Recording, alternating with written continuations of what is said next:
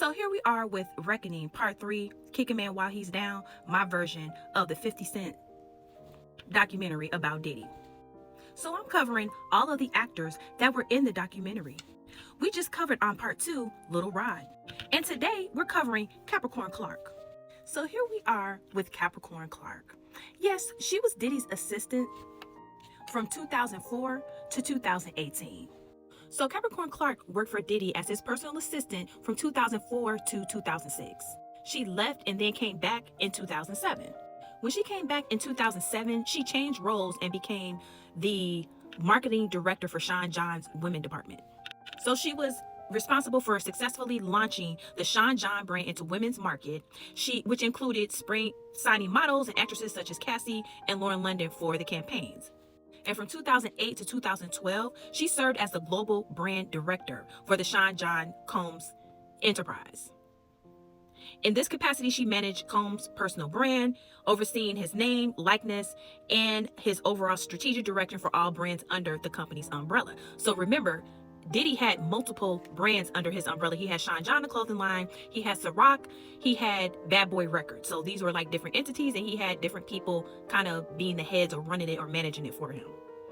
Now, she claims that when she came back to work for Diddy in 2008 as the marketing director, she got that job to distance herself from being under Diddy, from being his personal assistant, because she felt that being right under him as his personal assistant, like KK is right now, it was like a toxic environment. And she ended up suing Diddy for wrongful termination because when she was first hired back in 2004, there was an incident where Diddy kicked her out of his house.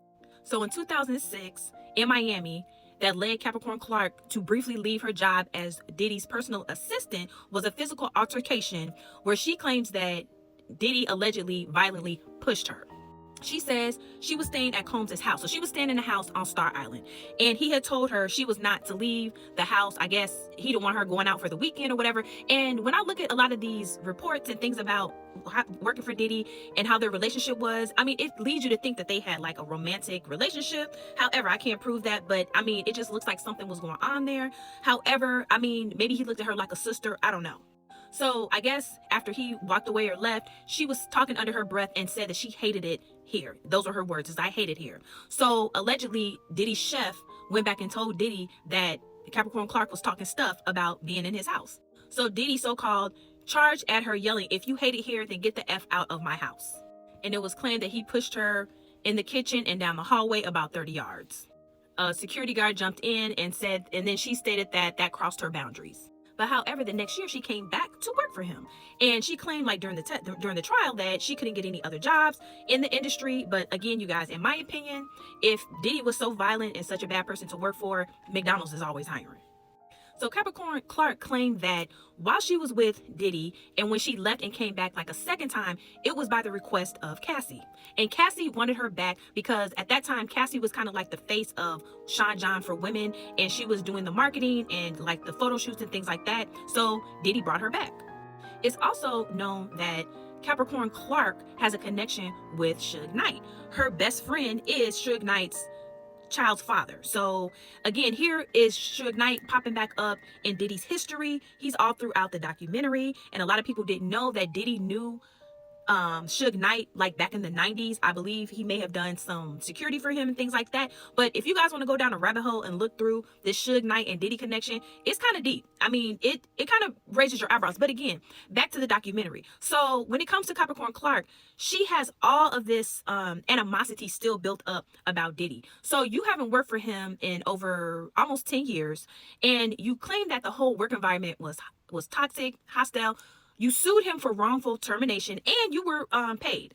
And that's my thing with a lot of these people that have come out and testified against Diddy, and even in this documentary, you all were compensated some type of way for whatever grievances that you had toward him, but you're still out here on these documentaries talking stuff, and you went through and testified at his you saying how she felt about Diddy, how, you know, abusive he was, and how she felt that he kidnapped her.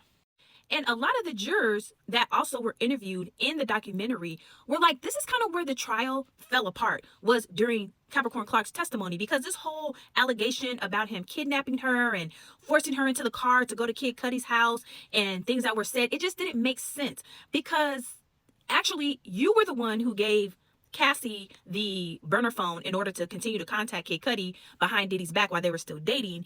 And he felt you were somewhat involved in the whole cheating. And so he felt you were responsible. However, it all fell apart. And the whole allegation about him kidnapping her really turned the trial into a different direction, in my opinion. And some of the jurors said the same thing. Again, a lot of the documentary was a lot of information that was compiled from the trial and a lot of YouTube interviews and videos, speculation, and some even conspiracy theories about Diddy. Now, I'm not here to defend Diddy. I'm just showing the fact that the documentary, to me, just did not necessarily need to be made. It's pretty much all the information that we knew. And again, I'm still questioning what was 50 Cent's angle to even do the documentary. It just makes no sense. But let me know what you guys think in the comments.